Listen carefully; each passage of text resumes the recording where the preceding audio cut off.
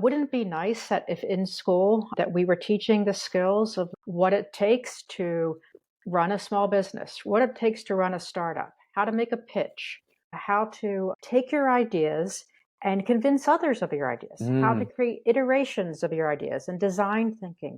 All of those things are going to be needed at a higher level. Hello there, and welcome to Leveling Up Education. Today, I have a very special guest that I actually met at the Education Technology conference in Amsterdam. And Kathleen is the best speaker there. Everyone was just throwing PowerPoint presentation at you. Finally, there was someone who was telling a story. Kathleen, how about you start us off? Because I think you can tell your story the best. Thanks, Lucas, for having me on your show. And my story is maybe a strange path for education. I had not intended on becoming a head of school or even going into education. My first degree was in geography, urban studies, and I had a later degree in history. And I found myself volunteering to be a teacher originally in New Mexico with native peoples. Eventually went to Hungary in the mid 90s after the fall of the Soviet Union and did some work there. Then I was in southern urban California in schools that I often describe as guns, drugs, and helicopters. Yes.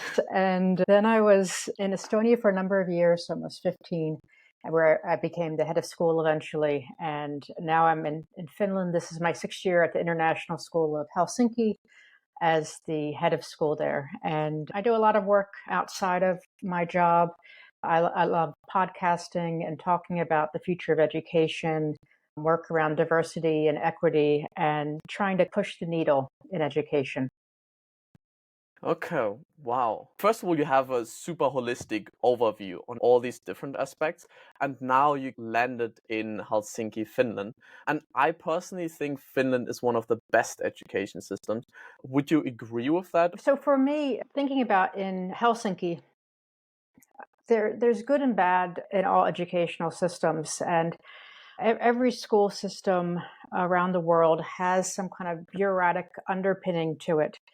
I think some of the advantages of Finland, especially, is that they've really been focused on really what is best practice. What we've learned from educational science in the last 40 years is actually not implemented in most places around the world. We know a lot, but we come up against barriers of older educational models. I think some of the best things of Finland is that there are this very deep respect for a child and its developmental age and what that might look like for a 3-year-old and how they're focused on the kind of the social aspects of being 3 years old and learning through play, but also they believe in the ideas of autonomy, even at that young age.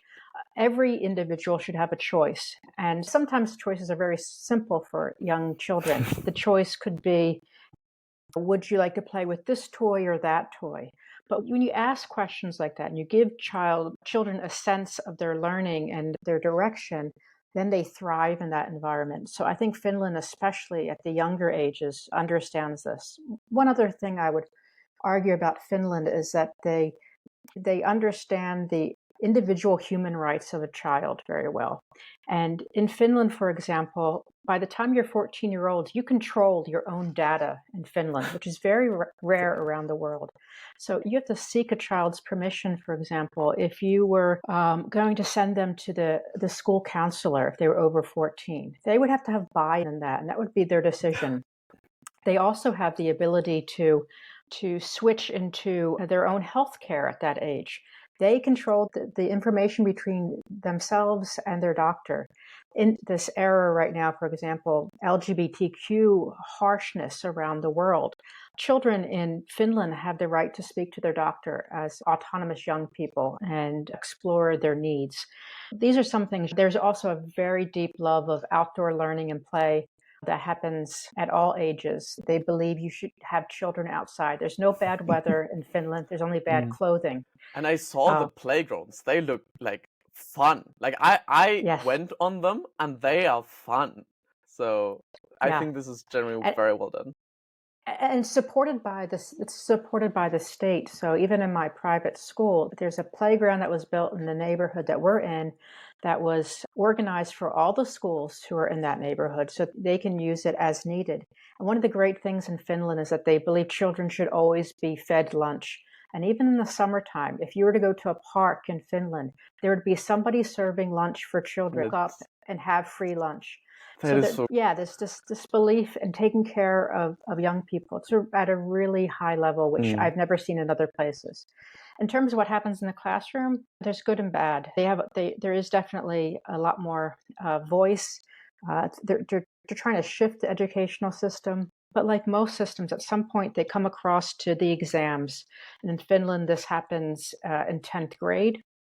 And students, if they don't score high enough, might not get into the schools of their choice and are maybe directed to vocational programs, which could be great. But it feels like suddenly we haven't been doing that, and then bam, now we're into the real world. And this is something that I'm very much opposed to. Okay. So in your head of the school, the International School of Helsinki, you have these three guiding principles where you say like we want inclusive, challenged, and engaged. And I think Yes. this is represented on what you just said because the children have a choice in their play, so that increases engagement. And also by being in these environments, being outside, like when the weather in Finland is challenging, like I was there in the summer and it was still like challenging at points because you cannot just go out in the t-shirt. You always need to have a jacket ready You always need a almost. And sweater. yeah, It's and always like sweater weather. it's tricky. And I think if you do that also in the winter, there is like for sure the challenge in there, but you have these supportive structures around, not just in school, but in like Finland in itself. And then within the safe environment, you can challenge yourself and go beyond limits that you previously thought that were there. And through that, limits just disappear. Yeah, and the idea, and I think you, of course, you understand this, that we learn through play, and play should not disappear at a certain age. And this is what normally happens. We allow children to play and engage in play until the age of about 10 or 11 years old. And then we say, enough of this. And now we have to go to the hard work. And now we have to go back to this grind of school, which is often oppressive. It's often where we see all the mental health issues appear for young people. So when we think about engagement, it's a state in which you have curiosity, and we build curiosity through our own thoughts and our own interests. One of the things we think through our schools, like how do we create student voice and choice and what they're doing in any assignment, in any kind of unit. There should be multiple paths to seek information. There be multiple paths to present information, multiple paths to demonstrate your learning, because that's how the real world works anyway. It's a little bit strange that usually, or at least that was my experience as a student, is you had a teacher and the teacher had a certain style. And sometimes we were vibing with that style and sometimes you were not. And then you had another teacher that you were maybe like vibing more with, but then other teachers or like other students among you completed hated the guts of that teacher. So there was like always this mismatch on how can you as one teacher respond to so many people. Yeah, and this is absolutely right. And just like in terms of leadership, there's certain styles of people and others that we respond to. I would say universally, the teacher where you feel supported in a class and seen and understood is the teacher you most likely get along with. Somebody saw your unique your the things that make you excited, and that they support that. We had a conversation recently about my son, and like he's a super Star Wars fan. This is our love language. This is how we talk to each other. And when you have a teacher who sees your interests and is excited about you and cheerleads you and makes you feel good in your learning, then a class that you might have not had any interest in suddenly becomes super interesting. Mm. And this is this human element of what I think is so incredibly important in the classroom. And some teachers are unable to connect to young people. They're there because they did very well in school, and then they never left school. They then went to university, and then they go back to school, and they were often very highly achieving students in school. They know how to do the system, and they don't understand children or students who cannot also do the way they did. So they're often Mm. rigid teachers that students reject. It's the teacher that has empathy that is usually the most successful. I found the more a teacher was relating to me, the more I was vibing with them. And again, with some teachers that worked and they told stories about Star Wars and how this is connected to whatever we were teaching. So he connected the information that made sense to me and was relating Yes. to me. So we could have a relationship. But with others, it was like they were just, as you said, they never had a problem in school. They never understood even what it means to struggle to learn a language. I always struggled with how, for example, I was taught English or Spanish, and I had to go to the States to learn English there because Mm. I I couldn't in school, in Yes. traditional thing where I had to just blindly memorize these things. I was like, why do we do Yes. that? And this is, I think you're pointing to the key of this key of relationships is also part of great learning. When we're in this idea of play too, we're often playing with someone else, and Mm. to be able to model something and to watch another and to laugh with another and to enjoy as a we instead of as a me and a you is really important. And I often say when I'm hiring teachers, I want to hear that they're using this word, we did this, as if they were with the Mm. kids doing the lesson together. Because when you're in it with somebody, it feels really important and meaningful. Yeah, I think you cannot really play along, and someone who is just on the outside observing the play doesn't really get it. And I think this Yeah. is why I find teachers who are balanced so attractive because by balancing, by also having other interests, other kind of things, they get to talk about that. It's, hey, I like casually play volleyball or play video Yes. games, or I'm like a insane pianist. I was like, yes, like Yes. there's like this depth, this experience instead of just blindly going over the kind of course material. They connect that with Yes. interesting things in a balanced way, talking about all areas of life. And I think this is something that Finland does very well in integrating in something like math, in English, other kind of soft skills, things that cannot really be Yes. taught by we are learning now about empathy. No, you learn empathy by experiencing empathy and going Yes. in that direction. I think that what you're pointing to is that in classes and in school systems where hierarchies are lessened, you have more opportunity to learn from each other. So I do accreditation visits around the world, and I've seen great teaching around the world. But the systems where it's most stilted and stiff is when it's this very distinct hierarchy of madam headmaster kind of levels and the students where there's no in between. So a system in Finland, there's a natural system of their culture to lessen hierarchies. For example, in Finland, all the students call the teacher by their first name, Mhm. which I is like that. unlike many places around the world. So it's already saying that we're going to equalize this. In my school, it's one of the things I look at through the lens of many things that we do, even in the architecture of the building. When we renovated, we removed teacher desks, for example, where you have suddenly you're behind this table and someone's in front of you as if you're at the doctor's office. Like, how do we find seating? How do we make learning everywhere so that you can have a conversation and learn about the person who's next to you? And I totally agree. Those people who can bring their life outside of school into the classroom, you have a chance for more connections. One of those reasons is that you can hook onto metaphors through other things you've done to explain things. And much of the work we do as teachers is trying to take a very complicated topic and find a way to connect to you and your experience Mm. as a student. That is so key because that also ties together what we said before. There's this relating to one another, and there's more than one way to learn that. And just because I learned it this way doesn't mean you have to do too, because there are like many Yes, approaches, and we all think yes, so differently that sometimes you just need to look at the elephant from a different perspective. Because if you just look at one side of it, you may not even realize that it's an elephant after all. Yes, So, and you were mentioning AI earlier. This is like one of the mm, fun things to do as a teacher is to say, okay, you're explaining this very difficult concept. Give me five mm, different metaphors about this concept. And you may be like, oh, okay, this is something my students might relate to. So it's like helping generate those avenues of understanding. And that's where I think AI is going to be super powerful mm, because the more it can know my world, the more it can know my preferences and how I think, the better way I'm going to be connected and to trying to understand and push my learning. mm. Yeah, it allows for this level of personalization that I think you strive towards in Finland. But ultimately, if you have 30 students, it's still going to be challenging, even if you like do all of these activities outside of that.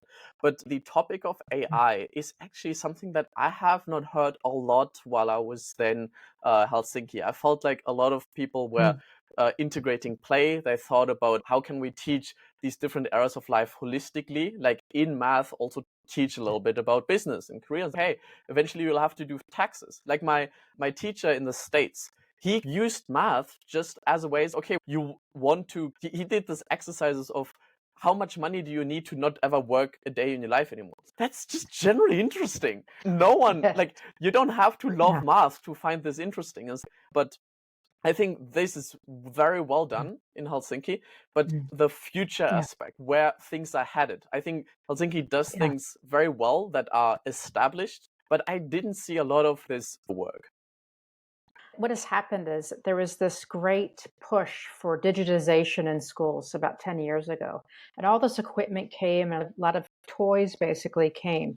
And students, they all walk around with laptops and these things. But if you're, are they actually utilizing these tools to do something really cool and funky? You're not seeing it in most places. Of course, there's pockets of it. There's some teachers who are doing that.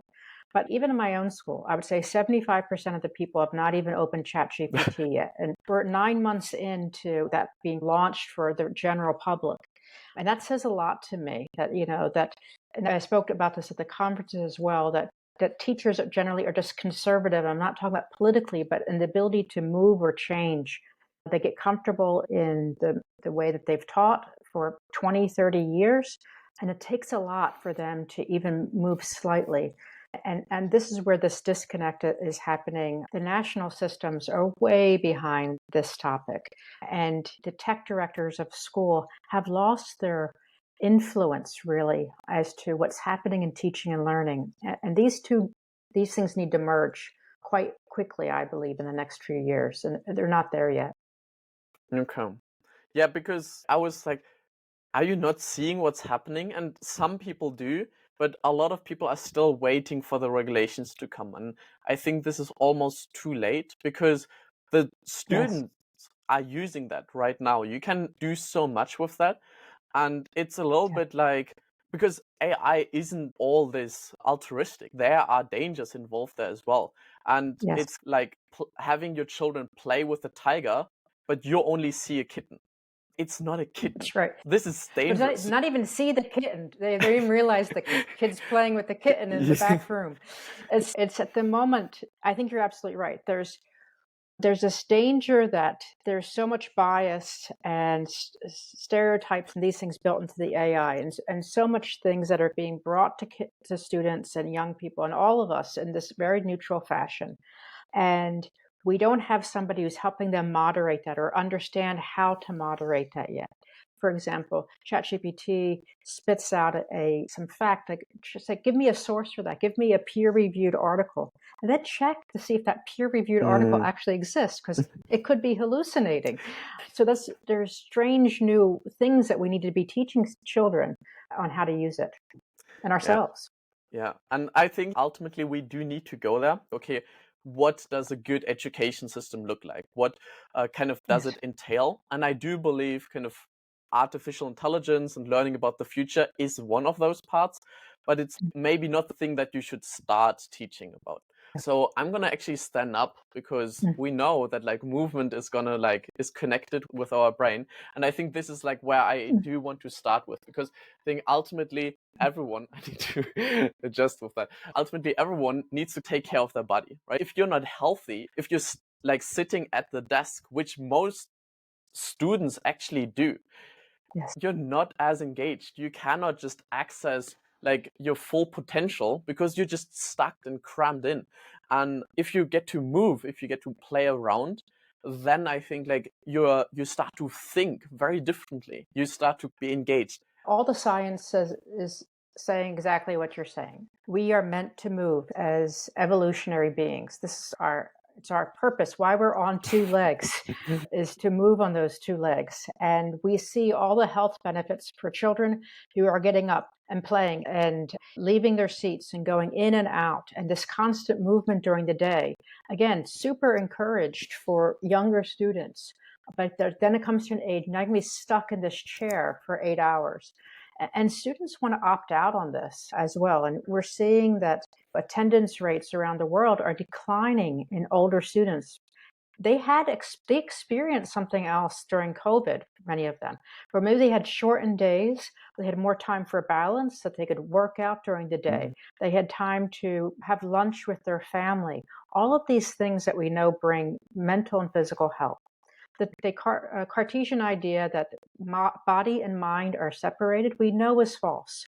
We experience through our bodies, our haptic sense, our hands, our sense of smell, our proprioception, knowing ourselves in space.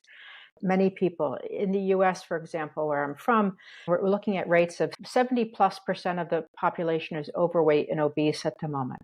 And much of that is a terrible environment of food coupled with a lack of movement, and how often movement is taken away from us around the world.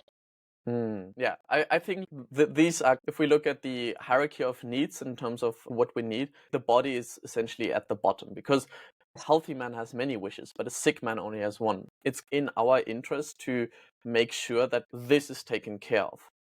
I think the future of school is what I hope for is that it finally recognize what are the essential human needs.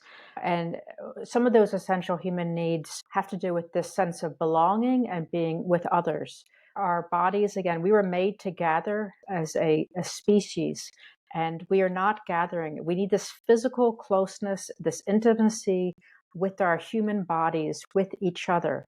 We're entering in this new era. Of course, where we're separated and still connecting, which is amazing. But we also need to have this balance in our daily lives. So school might be in the future, as I spoke in this last conference, I see three big things. One is this need to gather. Second is a deep level of creativity and curiosity that takes away from broad subject area knowledge. And the third is this embodiment of learning, understanding that our bodies respond to learning as well. The body is with us in our learning. And the more our body is involved, and even just in the movement and watching of others using mirror neurons, we know that we can create deeper states of learning. What I'm hoping for is that the school of the future is taking away the traditional practices and saying, here's what's essential for us to live thoughtful, meaningful lives. We need to be with others and have meaningful relationships and meaningful work. We need to be able to explore our interests and curiosities at the deepest of levels. And we need to be able to express ourselves through our bodies as well. And all of this doesn't have to be separated from our lives on the internet because these are now enmeshed. There's no this life and that life for most of us. We have multiple identities in cyberspace, in physical space, and in our own minds. So this exploration of the future of schools, I think, is recognizing that lifelong learning for our body is essential for our mental and physical health. And we know this for a 4-year-old, but we refuse to recognize this with an 18-year-old. In the time when they need it the most, when they're learning, where their levels of anxiety and the need for it to reduce stress is at the highest in their school careers. So you quite mentioned like a few things that are crucial in the development of a human being. And I think I like to break these things down. I do understand there is connections between that, but something that I was missing in school was how is one thing connected to another? And like this whole concept of a hierarchy of this is an umbrella term and this is like the definition of these. And something that I was missing was having this big picture. So we are starting to formulate that already in our conversation here, but also at the conference, Lego was talking about these holistic areas that need to be included in the child's development. So in a way, we have already agreed on like the body and the mind are obviously lifelong learning and just healthy, like staying alive, are crucial things, as well as family, friends, and loved ones. With that, we have 5 areas, but I think there are more than that. And I'd love to see if we agree on like these areas that I have in mind. We have talked about the importance of stories, right? For me, talking about these areas is very abstract. So I like to connect stories to these, very similar to like maybe a mind palace, where you connect something that you're familiar with to something that you still want to learn. In a way, I'm connecting the body to Batman, I'm connecting the mind to Dumbledore, and then I'm connecting the soul to Yoda. For me, the soul is creativity. It's like remaining calm in stressful situations. I think that for all of us, much of our purpose is to define meaning for ourselves. And that is a lifelong journey of trying to establish this idea of what is meaningful and powerful. What is my reason for being? And we neglect that exploration in schools.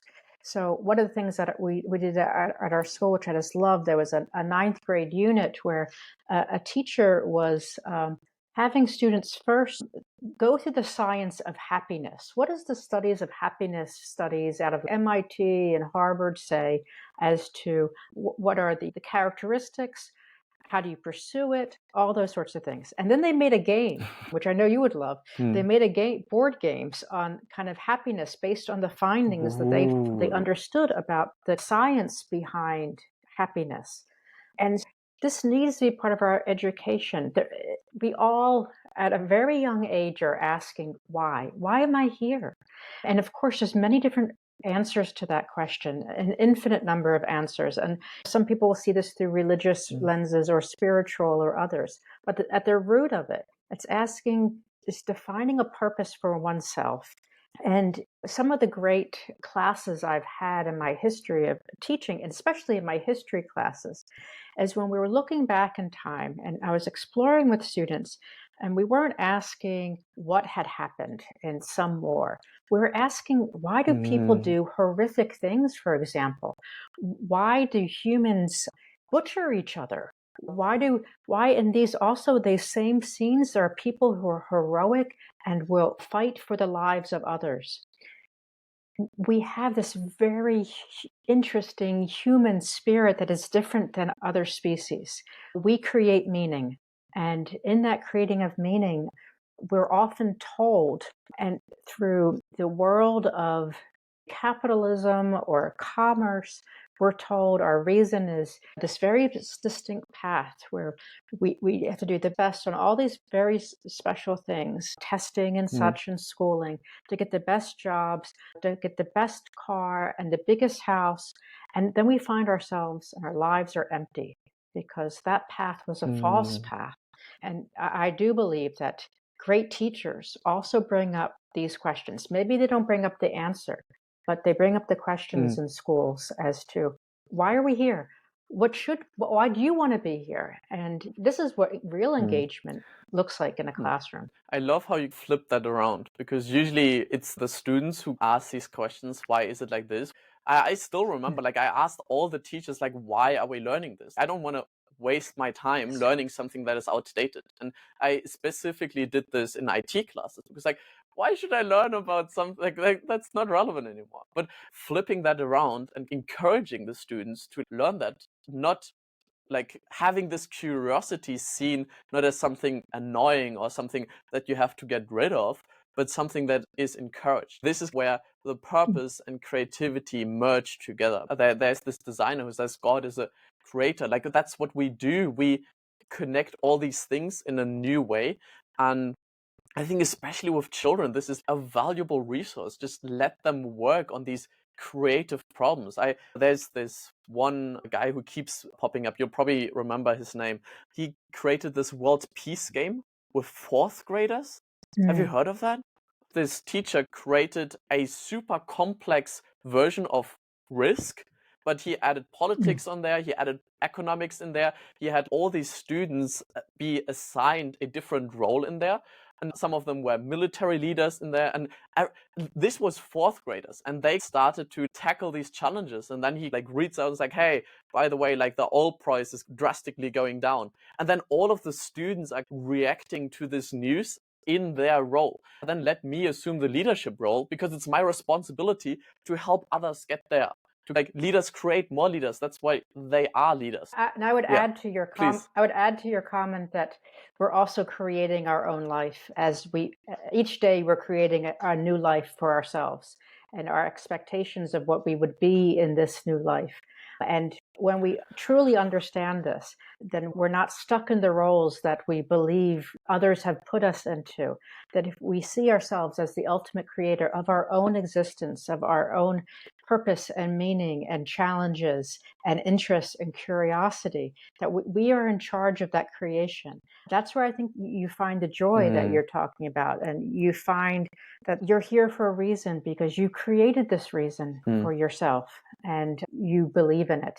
And many of us as adults find that we become trapped into the box that we have self-created and that we are unable to figure out how to remove the walls to be free again and to explore who we might be tomorrow.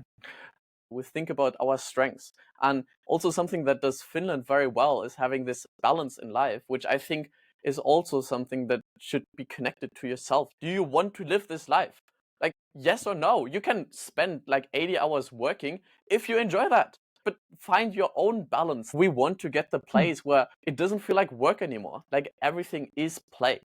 Do you think it still makes sense to talk general business career skills in schools? It's interesting because we're not really sure what that's going to mean, even 6 months from now. I think the skills of entrepreneurship and branding and things like this are all of what we're doing right now. We've gone from this age of moving from that there was corporate logos to that we ourselves become the brand. We became the influencer. We even create logos for ourselves. And this has spread through all of us, that many of us have this online self that we monetize, that we find our work, we might find our meaning in. The kids understand this. Like a 14-year-old, 15-year-olds are like, oh, I want to be like that. I want to be like this YouTuber. Or I want to be this person like on TikTok. And I would say currently the business school model, what we think creating a business looks like and the path towards that is radically different. But wouldn't it be nice that if in school that we were teaching the skills of what it takes to run a small business, what it takes to run a startup, how to make a pitch, how to take your ideas and convince others of your ideas, how to create iterations of your ideas and design thinking.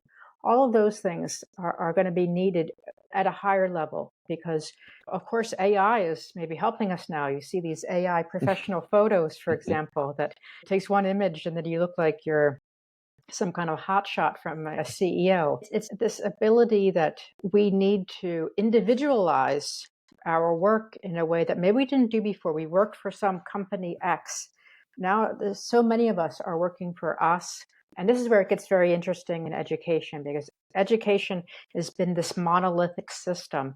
And even though there's people who've tried to make changes, my question is, will it crumble under this pressure as we move forward? I'm not sure. I think what education is generally trying to do is to craft a whole story around this narrative of being human. And I like to think of it as a playbook. Okay, we come to this earth, we don't really have any idea what's going on. And then essentially this is what happens. But as a metaphor, someone hands us this instructions. This is how to be human, but it's written by your parents, which they copied just from their grandparents. So there are a bunch of mistakes in there, but here you go. And I think this is where I ultimately want to take this as like maybe the last big conversation topic is how can we create an AI model that kind of represents these areas? Because ultimately I had the chat with someone who works deep in AI as an accelerator. And we talked about the thing that you shouldn't have one personalized AI, but multiple ones. So if we have one AI for each area of your life that kind of can give you advice, wouldn't that be like the ultimate education? Or at least like then the role of the teacher would be to facilitate that so you can build your own AI avatars. So I'm calling that VIA, virtual AI avatar. I think the need for deep learning through different advisors will be important. You might have a personal coach, you might have a psychologist in your life, you might have a good friend, you might have your mom, all giving you advice in your life on different aspects of your life. And finding trusted sources, finding information that is tested and tried and true is hard to find. One of my backgrounds is, strangely enough, bodybuilding. And when I was turning 50 years old, I thought I want to be on the bodybuilding stage. And I wanted to try and figure out, like, how do you do this? I started this when I was 48. And there was just a lot of bad information out there in multiple forms of bad information. Then I was able to finally find a very science-based sports ed kind of focus. And I trained with a particular gentleman, Menno Henselman, who's like a top bodybuilding coach on the planet. And I was certified for that. So I hope in the future, I don't have to go through that long path to try to find the right information that I needed to train my body to do this task. So wouldn't it be great that we'd be able to find, and I'm not sure what that looks like, be able to say, I want to do this and have great guided information, and also having somebody or an AI or an avatar who's saying, hey, you're doing that right. Or I'm in a VR scape and saying, no, your body needs to change slightly here. Your arm's a little bit off. Or you could have a more effective swing if you dropped your left shoulder or something like this. So to me, I don't know what kind of forms will happen, but if we're lucky enough, then I think that we can enhance the speed at which we learn. I think we can enhance the methods that we learn through. And I think we can get better feedback, just like many of us use our smartwatches to understand, are we moving enough during the day?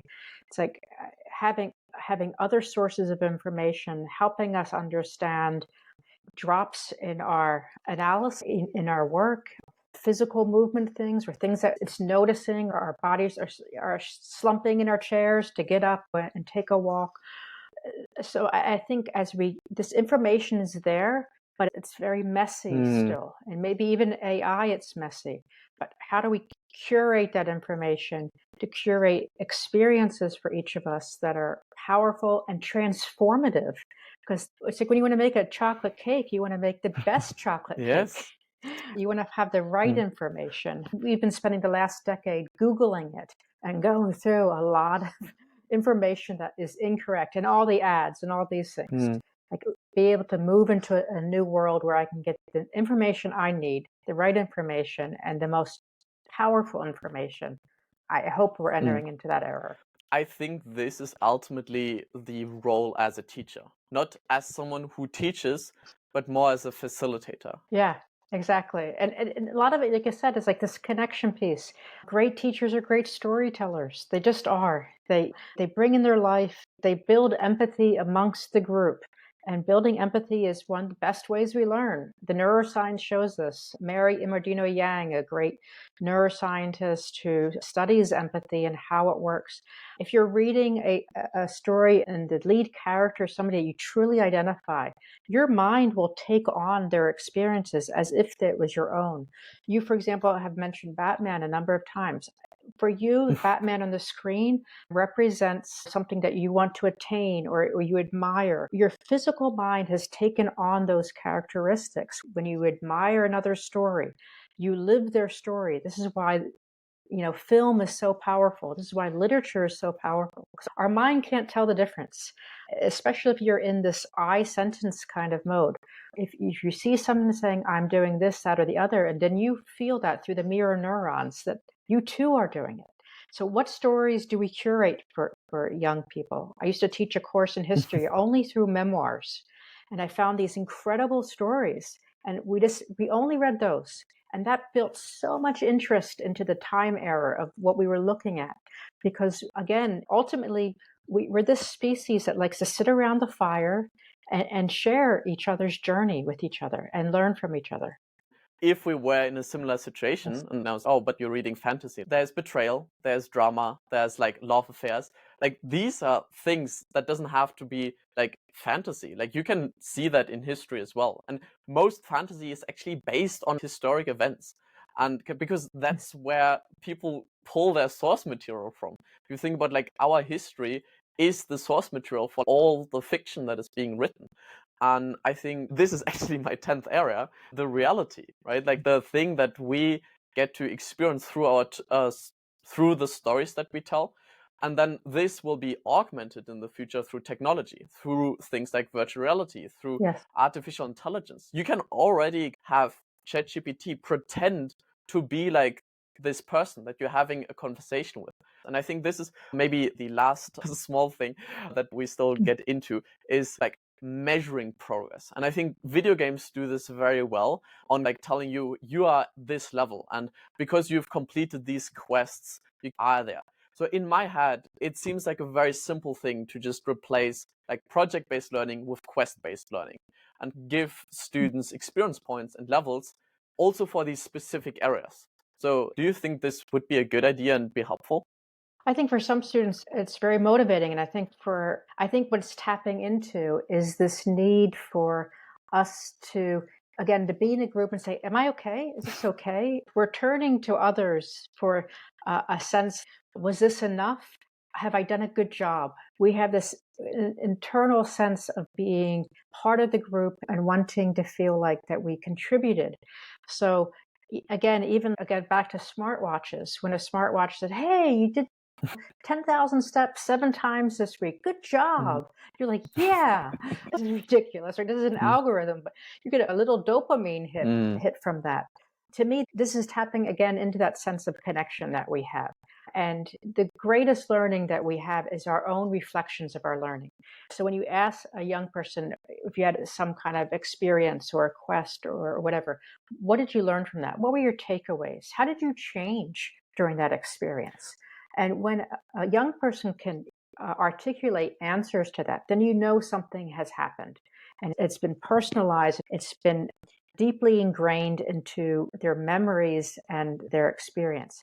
If you had some chemistry class and the teacher just blathered on for 10 minutes and yes, what do you learn? I don't know. I missed it. I didn't understand what was happening. I shut it out. There's different methods. There's Mm. a teacher in the room saying, "Hey, how are you doing? Did you understand that?" And having someone speak it out. It could be AI checking on, okay, was that understandable? You Mm. seem to be a little bit confused. I can see from your eye movements at the moment that you seem to be wandering at the moment. How are you feeling at the moment? Mm. Sometimes a student is lost because last class the teacher was yelling at them and they can't be present in your lesson at the moment because they're emotionally somewhere else.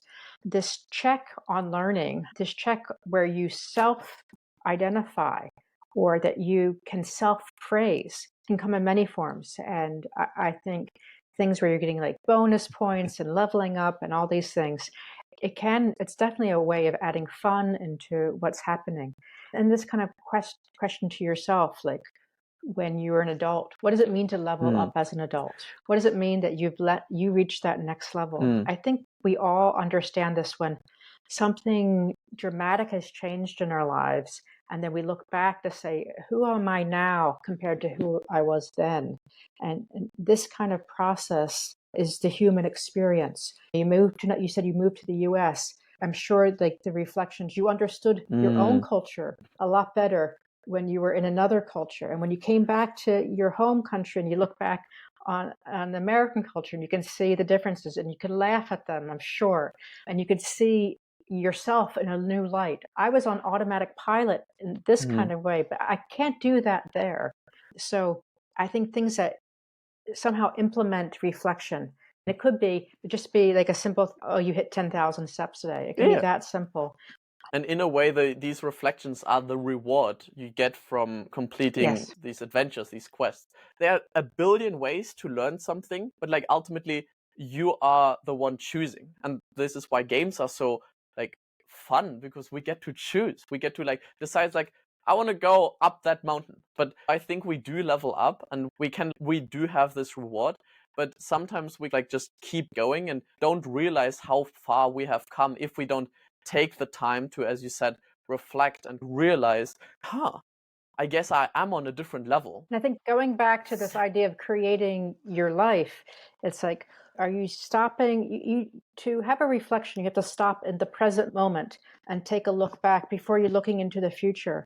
Like, where am I at now? And where do I want to be next? Requires this mental shift Mm. continuously. And anytime it forces us to stop in the now and saying, okay, where am I at? Who am I? What has just happened to me? What have I learned from that? And now, how am I going to have the ability to move forward now in this game of life? And many of us are waiting, unfortunately, until we're very old and Mm. frail. And then we're looking back and saying, oh, what happened? Did I Mm. have regrets? Did I do the things I wanted to do? Did I take the risk of love? Did I take the risk of not having security in my work and doing something I was passionate about? Where were the risks taken? Because it's only through challenging ourselves that we actually learn something. It's Mm. so easy to stay in the status quo, especially as adults. And when we have young people, we're constantly telling them, you can keep learning. And then they hit university and then boom, you're in adulthood. Mm. And like suddenly, like it all can disappear. Now you're stuck in your job, you're stuck in your work, and maybe you're not feeling that you still have that creative power to live a life for whatever that might mean. Yeah, in a way, school keeps us awake to a degree, or at least teaches us new things, sometimes against our will, sometimes Yes. with. But then Yes. after school, we can talk bad about school system all we want, but it is still better than doing nothing. Anything Yes. is better. And a lot of people just don't do anything new anymore when they hit their job. And like when you've been doing like for 40 years the same manual task, of course you're gonna get rusty. Of course you don't like grown, and like that's where you fall back asleep again. You are not an active player anymore. You are more like an NPC who just like does as he's told, but there is no learning, there's no life in there, because you just, if you don't take the risk of the relationship, if you don't take the risk of like maybe starting your own thing because you've wanted that, if you don't take the risk of finally writing that book that you've been like dreaming of for centuries, is what are you waiting for? It's not going to get easier, just might as well get started. Might as well get started. And you mentioned Yoda. And Yoda's kind of the philosophy of Yoda is based on Zen Buddhism kind of viewpoints of how to we see our lives. And so much is about stripping away the preconceptions of our identity and what we are, the expectations of others, and really being present with ourselves to learn to find joy and to be curious again. Beginner's mind Hmm. is a state in which you go back to the white belt again. You have the ability to look at the moves differently and to be an observer to what's happening in your life. And but that takes giving time for yourself. And I know a lot of the work you're talking about is having this balance. And it's only we need that silence, that stillness to be able to explore those pieces in our mind, to have beginner's mind again, which is fully open, fully curious. Yes, 100% agree. A very nice ending. Having everything in balance again, learning from these great masters. And Kathleen, I know you are. Yeah, I also have my own website, KathleenNaglee.com, for those who are looking for coaching and advice on educational startups. So I work with a lot of young entrepreneurs who are thinking about what it might look like in the future. You can find me on Twitter at @KNaglee, and LinkedIn is my name, Kathleen Naglee, as well. And yeah, I'm pretty easy to find if you're looking for me. And I love having a great conversation. And sometimes it's about brainstorming with each other to figure out what should happen next. Amazing. Thank you so much for your time. Yeah, Sure. love education together.